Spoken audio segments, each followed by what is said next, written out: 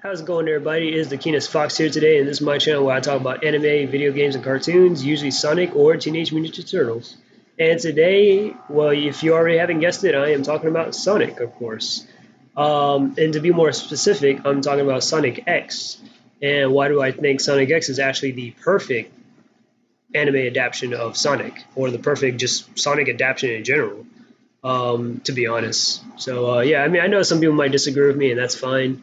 But compared to like all the shows and stuff, I think yeah, Sonic X is definitely the most accurate to the games and whatnot. So let's get into it.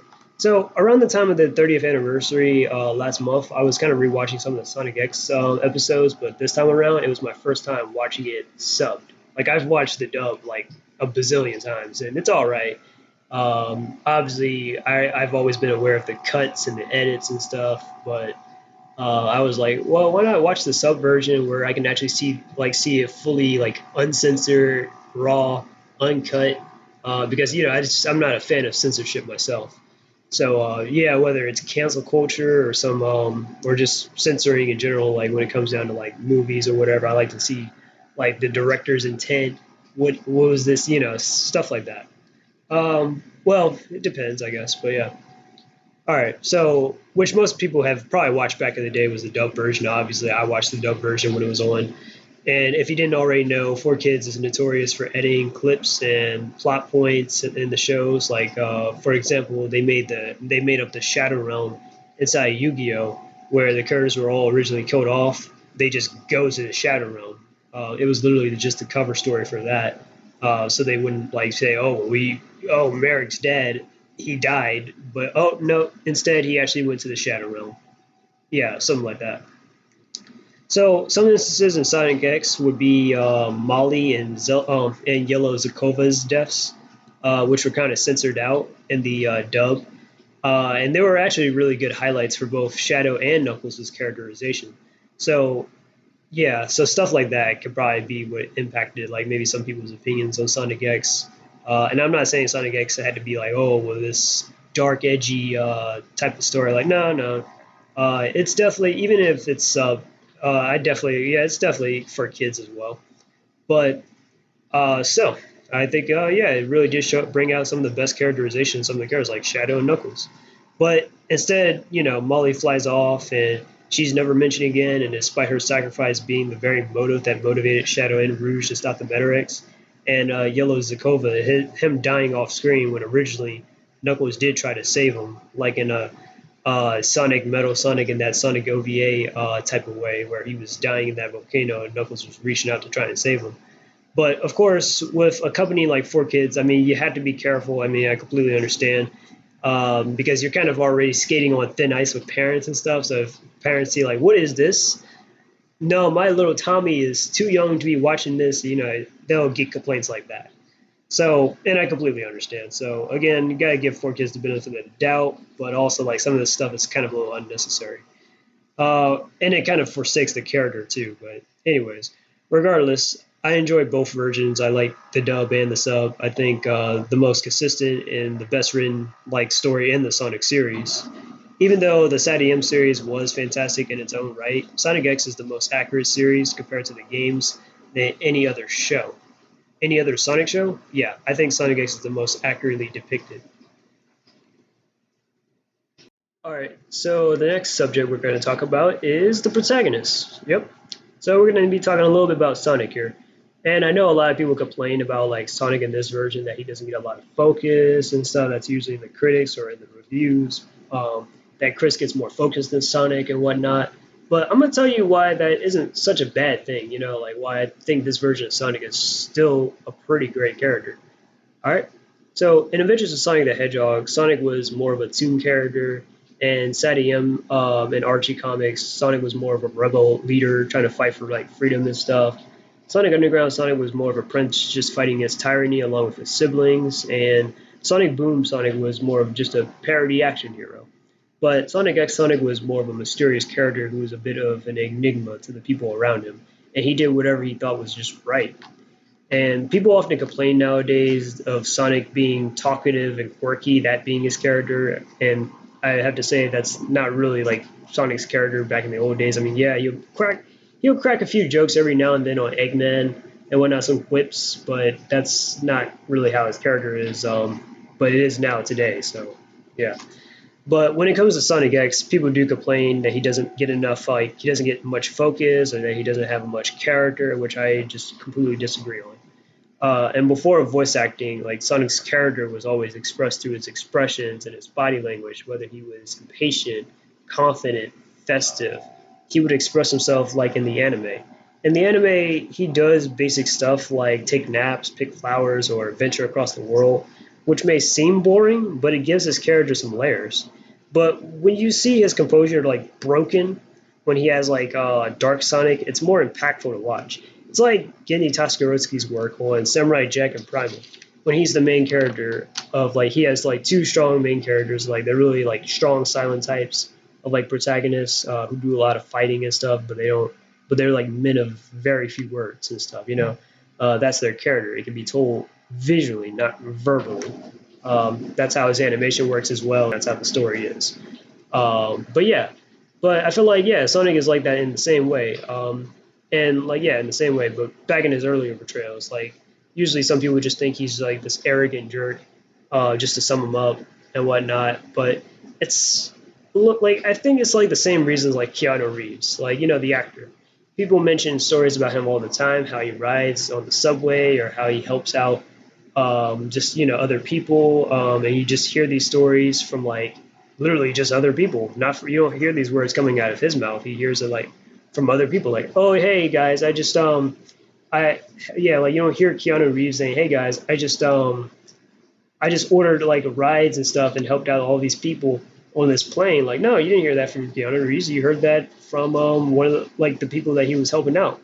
Or, oh, Keanu Reeves. Oh, hi, I'm Keanu Reeves, and I take the subway to get to. No, you didn't hear that from Keanu Reeves. You heard that from people who just call him just, oh, riding the subway.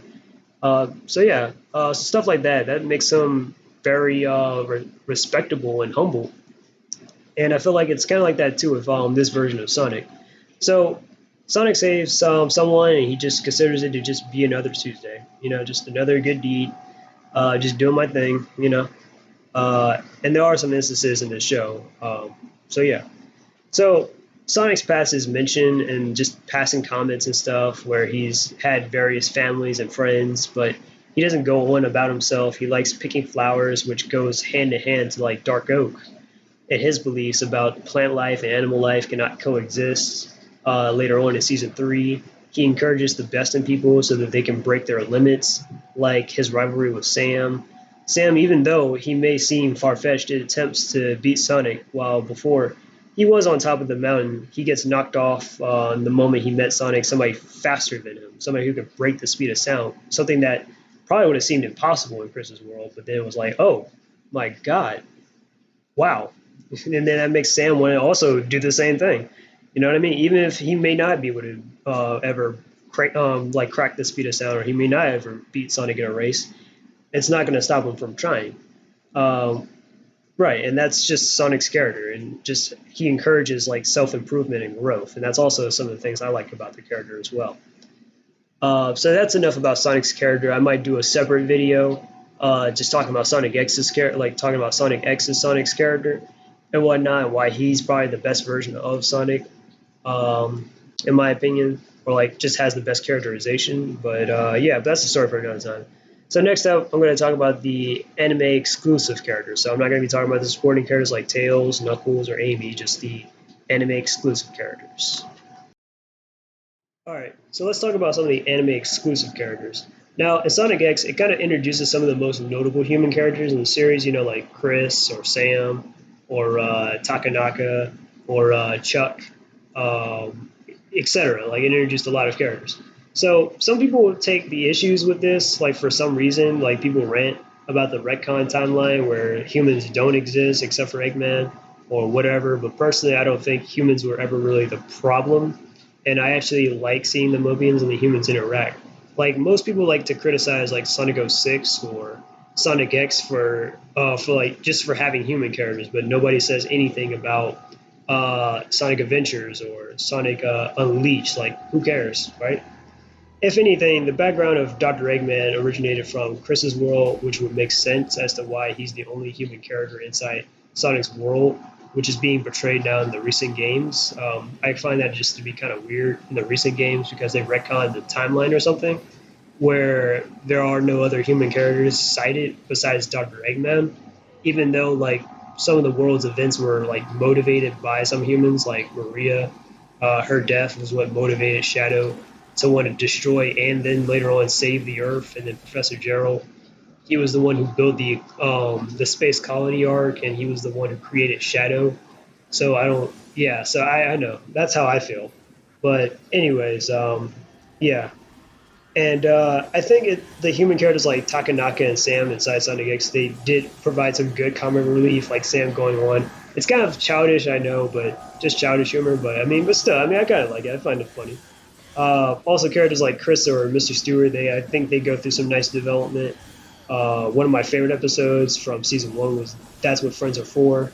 That was the episode where Sonic spends the afternoon with a wheelchair-bound girl named Helen. You remember Helen? She was one of Chris's friends, and then later on, she's like Chris's girlfriend and stuff. Yeah, and opposed to meeting the president, Sonic rather spend like and hang out with her, like spend time with her, just hang out as promised. And I recommend anyone who thinks human characters are out of place in Sonic, or just anyone who just doesn't think like yeah, or just want to just know about Sonic's character. I just recommend watching this because it's a really good episode in my opinion. One of my favorite episodes from season one. And there it shows you how benevolent and inspiring Sonic can be, and how he brings out the best in others, even such as like Helen. So two of the main characters are Chris and Cosmo, who are both the fish out of water characters. I've said my thoughts on Chris, so I'm not gonna really like yeah. So if you want to like go back into my video on why Chris might be stronger than what you might expect, check that out because I do have it up. But I'm not gonna talk much more about Chris right now. However, Cosmo, yeah, we're gonna talk about her. So Cosmo, she's the soft-spoken plant girl from outer space, and she comes to Sonic's like planet and stuff, seeking help against the Metarex, which is like the biggest threat in the universe. She's doubtful and pessimistic about like the odds against the Metarex at first, but it's like her confidence and her bravery comes out after her time with Sonic's friends and stuff. Tails and Cosmo even fall in love over the course of their adventure, despite Dark Oak's negative beliefs about animals and humans and stuff, or plants and stuff, plant life. Cosmo even played a big role towards the end where she helped stop Final Mova and save the universe at the cost of her own life. Although I think it is possible that she might actually still be alive, and that her fate wasn't exactly that grim as most people believe. But I'm gonna do a topic on that another day as well. I know I keep saying that, but I will. So yeah. So the big question: why was Sonic X so perfect? All right. So a lot of people usually rant about the series not taking place inside Sonic's world, which is also used to be a former stance of mine. But people who say that probably want the story to be more of like where Eggman just conquers the world and Sonic, along with the Freedom Fighters, got to rebel against them. I mean, it's been done before. I mean, that's fine if you prefer it that way. But again, I mean, that's not how the games were. And it's been done like four different times, not counting Forces or IDW. Even if it were to take place inside Sonic's world, it would have been as basic as Eggman stirring up trouble like he does inside Sonic Boom. The difference of the setting taking place in Chris's world is that Sonic and his friends are just in an environment they're not completely familiar with. That's the only difference. The series accurately portrays the characters, and it was produced by Yuji Naka himself and Sonic Team, which would explain why the characters are a little bit more consistent with the games. And the soundtrack is pretty good. Some of my favorites is Shadow's theme, and Hyra Shiki, if I said that right, I really love that outro song. That second outro song where like Sonic is like on that rooftop and he meets up with Amy in this park and stuff. It's pretty cool. I recommend listening to that and some of the other soundtracks as well, in case you don't find my taste to be appealing. The sub like to the sub's credit, the sub actually does have some of the like it actually has live and learn, reflection, and a few other themes from the games, which is pretty awesome. You never like can you imagine like oh well some of the Sonic cartoons actually having like some of the music from the games? Now I know they have like the title screen theme, like in Adventures of Sonic the Hedgehog has the title screen music from Sonic One. That's about it. We never got Live and Learn inside, like I don't know, Sad AM or Underground. Although again, they also had good music as well. But come on, this is better. And the sub has a few, some of the like notable themes. Like not the sub, the dub has some notable themes as well. But I'm pretty sure everybody knows "Gotta Go Fast." I mean, come on. Like personally, I think for kids, like despite the censorship assistance stuff and the edits and all that, I do think that 4Kids is really good at producing like some really memorable like intros and stuff. Like trust me, like they did the Pokemon intro, they did the Yu-Gi-Oh intro, they did the One Piece rap. That was pretty cool. And they have got to go fast. So you gotta admit, they do have some pretty good intros. The show also fleshes out some of the stories that are being readapted, like GUN, and the agency's like shady history, Professor Gerald's research on the space colony art, the background of King Boo Boo, Gamma's death, etc. The show also has like mainstream of characters except for like Metal Sonic and Omega.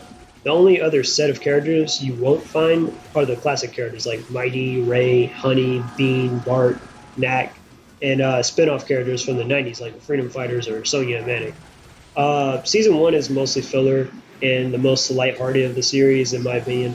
I actually like it for its character building and its like goofy plots, like Unfair Ball. It's the baseball episode. I actually like that one. Season two starts getting a little serious with its story arcs, like being readapted from the games and all, and having a shonen style tournament, Sonic Battle.